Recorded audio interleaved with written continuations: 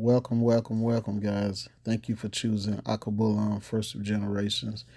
And thank you for clicking, man. We just really appreciate everybody in their own right for just tuning in to us. Let me get right to it. As you can see, we are actually doing the foundation right now, casting the foundation. If you guys are going to cast a foundation, you're probably going to need this piece of equipment, which is a cement mixer. Um, when we did this particular foundation, we actually had about 8 laborers and 3 or 4 block masons to actually get the job done. I think we had over 250 bags of cement, one giant poly tank of water, one trip of stones, which is one truckload of stones, and also 1.5 truckload of sand. As you can see, the guys are doing pretty good, moving on pretty good. You see this wire mesh that's up under in between the concrete. Make sure that when your guys are doing that, you actually need this. Now, I want to say something because it's a lot of videos about building in Ghana, and after the people are finished with the house, you notice that there's a lot of damp issues going on with the house. Normally, all of this is done in low water prone areas, water logged, or as they say in Ghana, water lodged areas. Sorry about that. But this is actually because they didn't damp proof their foundation, meaning that they didn't lay down a barrier between the ground and the concrete, which is the black plastic, or as they say in Ghana, the black rubber. So make sure you guys, when you're building, and if your area is water prone to hold water, make sure you have your barriers in place, that your building is off the ground. As you can see here, the building foundation is off the ground at least by 3 feet, 2.5, maybe 2.5 feet off the ground. Plus, this area is not a waterlogged area, and so we didn't really have to damp proof it that much. But also, we will take and dig along the sides of the foundation and make sure that we damp proof it as well. So even if you're in a pretty dry area, you still want to make sure that you damp proof it as well. Just do it. It won't cost a lot of money, so just make sure you take care of that as well. As you can see, we are doing this in stages. This is a big foundation. It is over probably 3,000. Let me see, 3,000 and maybe 30 square feet. I don't know what it is in the other measurement the Ghanaians use, but it's over 3,000 square feet. Take in mind that this is a 3-story building, so you can do the math on what size building this is. So just make sure that you're doing your due diligence to make sure that your foundation is strong. This foundation is very strong.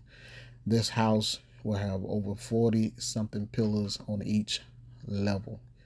As you can see here, now you can get an idea. This is at least 3 or 4 feet high off the ground. This is the property that we are actually building for someone. So this is how you want to do it. The foundation itself is about 6 inches thick, give or take. As you can see here, the guys are making great strides to get it done. I think this is on day 2. So, hey, yeah, just make sure you have the proper help. Make sure you have all the labels that you need. More is better. So if you need 5 labels, best to have at least 7 labels. If you got 2 block masons, make sure you have 4. This will definitely help for you to, as you can hear in the background, my dog is barking.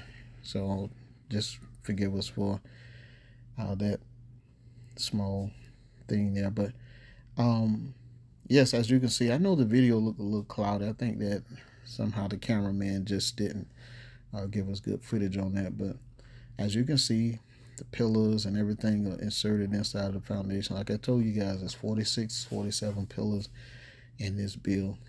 And as you can see, the plumbing work is already plumbed out. Now, when you guys are inserting your plumbing, make sure you run water inside of your plumbing pipes to make sure that you have the right fall, the right angle, so that when you guys are flushing your toilets, when you guys are running your water, you want to definitely make sure that you have the right fall. And as you can see, I don't know if it'll show it in this particular video, but we push water through it, and the water came out very fast. So it's a great.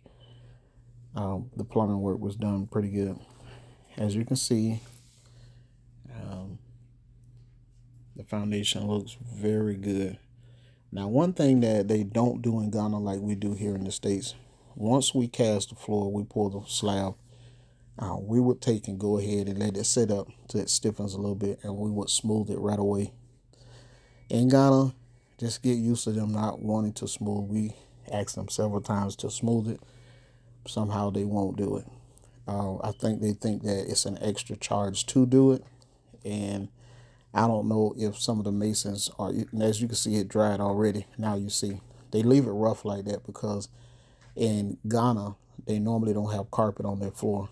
So everything is pretty much tile because of the terrain or the area that we're in. It's very, Ghana and pretty much the whole of Africa is a sandy, dry place. So carpet would be something that you probably don't want to have because it will retain a lot of dirt. So yeah, as you can see, it's all rough, it's all drying, setting up real nice. Now that particular pipe you see sitting on top of the ground, that's one thing I don't like. Sometimes they have the proper fall on this so the water will drain well, but sometimes they don't cover all the pipes on the bottom, on the floor. And what they'll do is come back and cover them up as they're doing the finishing process, which they call that the screeding. Now, one thing I don't like about that, it raises the height of your floor, which lowers the ceiling height of your ceiling. So if they're gonna do this and you're okay with it, make sure that they take and put you another block on the top of your finished block so that your ceiling height won't actually decrease. So just keep that in mind.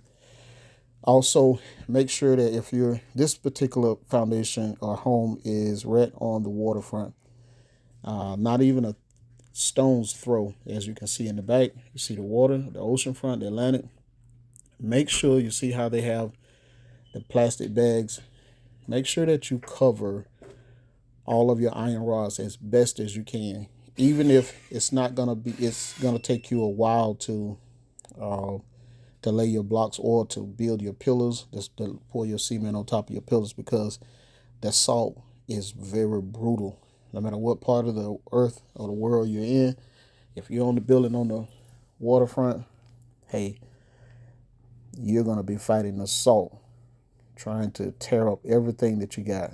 That is the only issue. It's high maintenance, which, hey, I think it's an even trade-off. You're right on the ocean front. So look, for this client here, these people, it was a good trade-off to be on the waterfront and to be able to see the sun rise and the sun set. So make sure that you cover your pillars, your iron rods as best you can. Some people even paint them and cover them. Hey, whatever floats your boat, I would do it. Whatever protects this, I would do it. So also keep in mind, because this particular project here, the carpenters, when they was doing it, they make sure that they use the right size boards all the way around, because if one of your boards are 1 inch or 2 inch or 3 inch wider, your foundation is gonna be bigger. Hey guys, it's the end of the video. I like to say, don't forget to share this video, subscribe to this channel, and make sure you click the notification bell. Hey, this is Akabulon First Generations, and thank you for tuning in.